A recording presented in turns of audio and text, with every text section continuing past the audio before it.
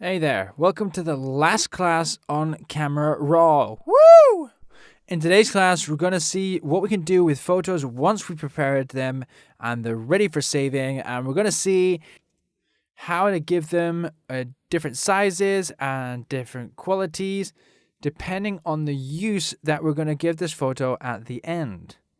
Let's choose some of the photos that we've saved as snapshot way back when so we don't have to develop them again.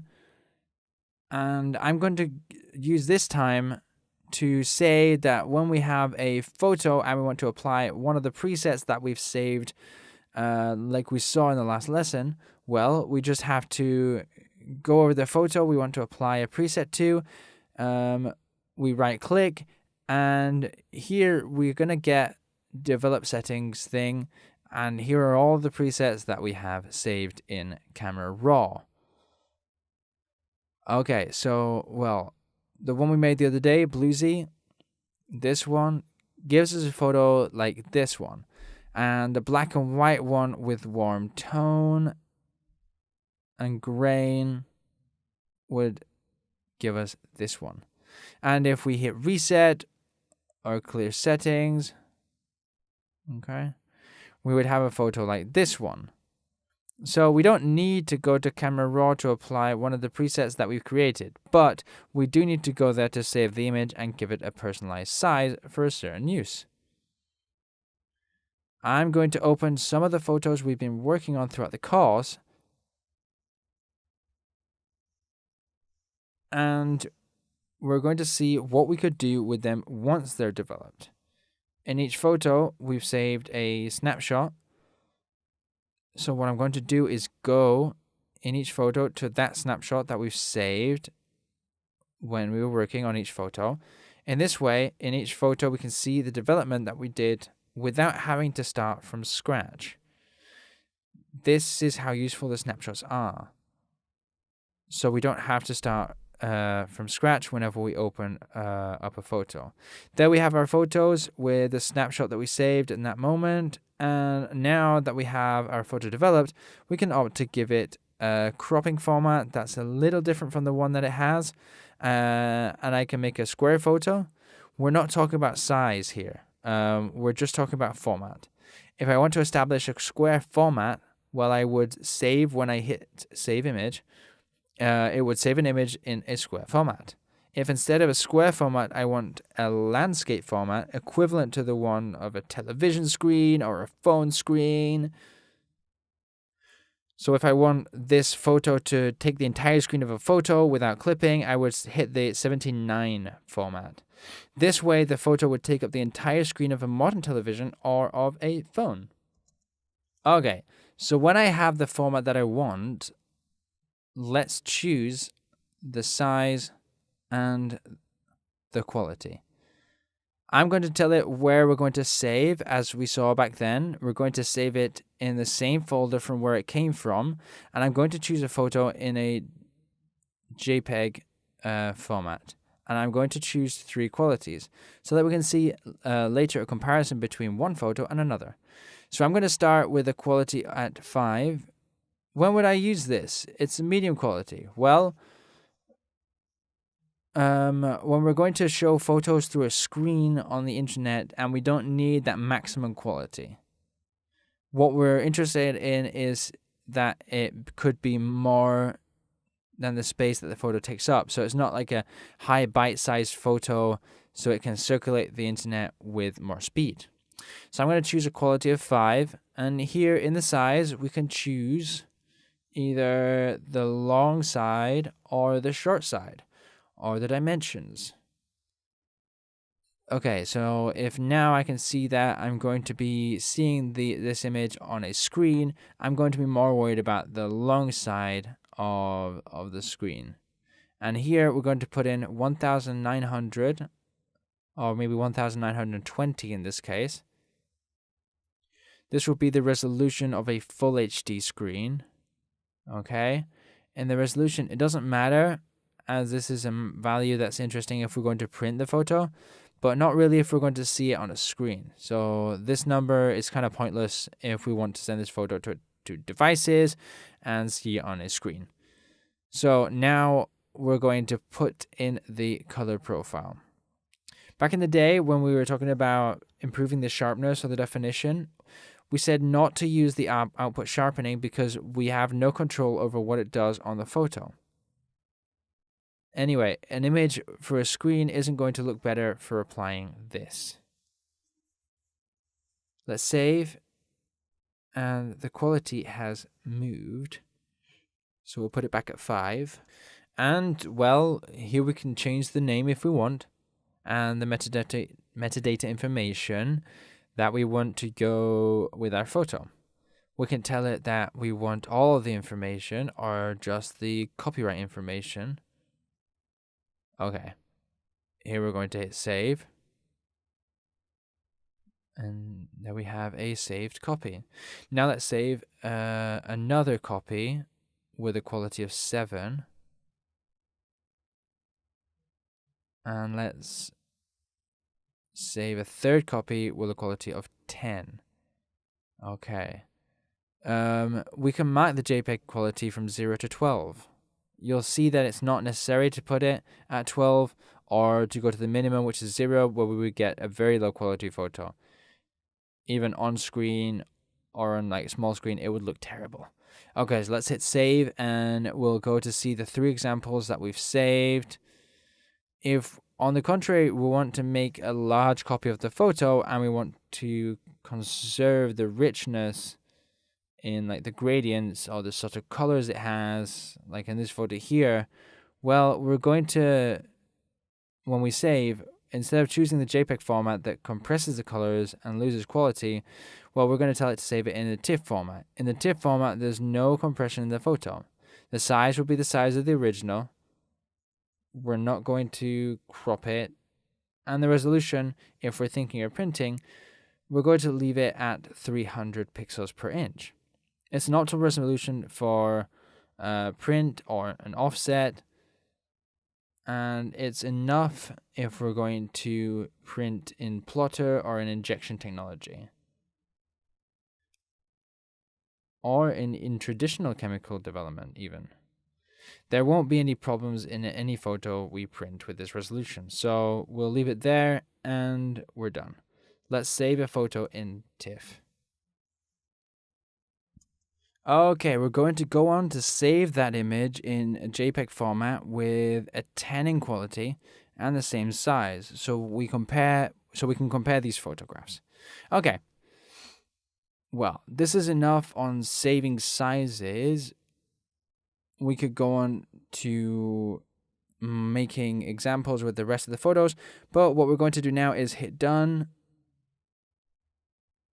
We're going to go back to the original folder, and in the original folder we're going to see here 3 photos. Each one has a different quality, same size, and here in the metadata we can see what each photo takes up. This is the original photo that we saved with a quality 5 JPEG. It takes up 342 kilobytes. This is a quality of 7, and it takes up a little bit more, like 100 kilobytes more. We have it at 400, and this is 10 that takes up a megabyte almost. So we can see the difference here between the one with the quality of 5 and the quality of 10. We can see that to the naked eye, there's no real difference. But if we open these 2 photos, even if we open the 3 of them in a program like Photoshop, if I hit enter, now the 3 photos can go to Camera Raw. If we have the Camera Raw preferences, so that it opens the JPEGs. But if we don't have this on and we want to see the 3 photos at the same time in Photoshop, we'll deactivate this adjustment in Photoshop for Camera Raw. We'll hit done, open the 3 images, hit enter, and we'll take the 3 photos to Photoshop. And now to see the 3 photos at the same time, we're going to tell it here that we want it to show us the 3 of them in vertical. Okay, so here we can see the 3 photos. Let's put the 3 of them at a larger size. And we can see if there's any differences between them. In the beginning, the photo that we have here at the left is the one that has the least quality, a quality of 5, And here in the sky, we can see how we've lost some information. This one is quality 7. The sky is a little bit better. Sorry, this is the 10 quality. This is quality 10. And this is the quality 7. Okay, we have 5. And the number 1, which is quality 7. And number 2, which is quality 10. So at this size, well, these two qualities look good. 5 loses a little bit. We're talking about a size in which practically this photo is going to take up the entire screen. So a quality of 5 isn't critical. I remember that in quality of 5, it just takes up 300 kilobytes, when quality 10 takes up almost a megabyte. So for screen, a quality of 5 can be okay, but when printing, we're going to have some differences. When we print, if we go to that photo, well, and most of all, if we zoom in a little bit, we're going to see that the photo doesn't have the same quality in one case or another. Here we can already see that there's some problems with the edges of the image. This one here, which is the quality 10, hardly has those problems in the edge of the image. It's quite clean. And this, which is the quality 7, and it starts to show some problems in the edges of the image. So if you go to print a JPEG with a quality of 10, it will be good, but not a JPEG with a quality of 7 or 5. We'll leave the quality 5 for internet and quality 10 or 9 for printing. Let's see now the difference between TIFF and JPEG. If we save a TIFF file, we're saving without compressing. So it has all of its pixels and its bytes. So this photo takes up 30 megabytes, whilst a JPEG with 10 in quality hardly takes up 2.48.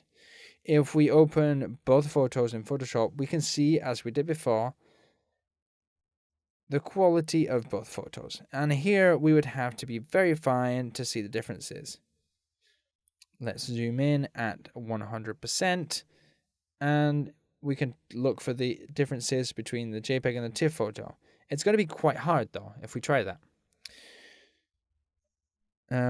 This would be the JPEG and this would be TIFF, and I dare anyone to tell me that at this size, which is the good one and which is the bad one. So here is a JPEG with a quality of 10. It's a perfectly suitable file for printing. Now, if we want to zoom in even more, and we amplify the photo to a size of 600% at least, or maybe even 1200 or 1600, and we go to a part where there's gradient colors, like here. If we do the same thing in this photo and go to 1200, let's go to 1200 to see the same size, and move the photo to the same place, pretty much.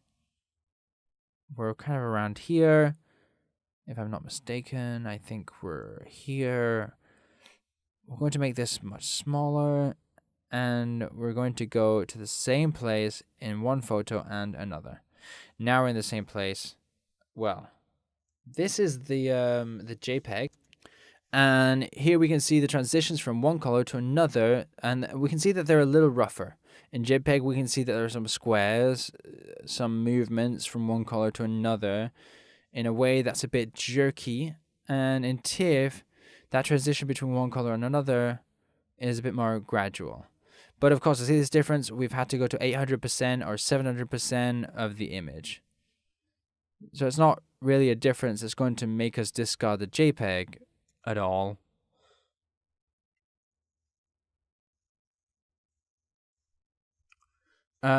TIFF is always going to have more quality at these levels, but at these levels it's almost not visible. So if we're going to print a photo and we're not going to work on it in Photoshop, it's ideal to save it in JPEG with a 10 or 9 in quality. Now, if we're going to work on the image in Photoshop, it would be ideal to save a TIFF, and instead of saving 8 bits in each channel, we'll save a TIFF with 16 bits to be able to work on this image in Photoshop. And when we go to print, we'll save it in JPEG with a quality of 9 or 10. Let's go to Bridge, and let's see now if we wanted to give our photos a particular size for print to fit them maybe in a frame or something like that. what we would have to do. Let's choose the same photos, and let's imagine that I want to include this photo in a frame, and that frame has a set dimension.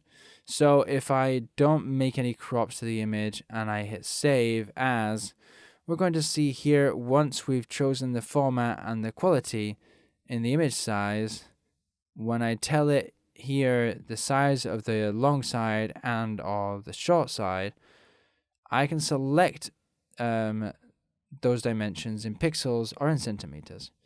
When we want to print, normally we're thinking of a size of an image in centimeters. So if I put in here that I want 30 centimeters long, here I'll get the proportional size, the proportional height of those 30 centimeters on the long side that I want. And in parentheses, the millions of pixels I'll need to make that copy.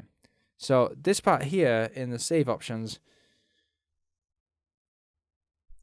well, it lets me give it a pre-established size, thinking about the print. So as we saw before, if we give it a quality of 9 or 10 in JPEG, and there we would have the size that I want, so I could tell it to save and then send that image to a laboratory or to a place where they print. And what I would have, let's hit done. And this photo, when I send it to a print lab, would have to come out at 20 by 30 centimeters in size. What this photo takes up in quality 10 is 1.3 megabytes, and that's the number of pixels it has by width and by height. So this photo now has a number of pixels that's enough to get that size that we want in centimeters. What would happen if the size that I've chosen isn't proportional to the photo that I'm trying to send to print?